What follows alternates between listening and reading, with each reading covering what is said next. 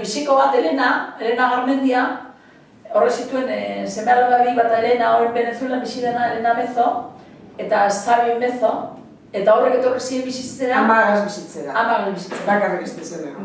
Bakarrik ez dezen egon. Eta horrek Isiko bizek kartzelan zeden artean, Garmendia zenide hori etorri zen, Mezo Garmendia, etorri zen agarrik bizitzera. Eta lehenguzu batek, Zabi kontatuen, berak, hona etorri zenien bizitzera, bera etorri zen aita ama eta aizparekin. Eta, bere zenidean ez ezaguna edo harreman ez du ezokena ama zen, mire. Akuloekin etxetik atateuela. Zu ez da hemengoa eta zu kanpora. Eta gainera zuk urten egiten zenuen esatzen, Zabinek. Gainera zuk zer ingo nuen bat. Hemendik urten da korta bat edizartu, zer ingo nuen bat.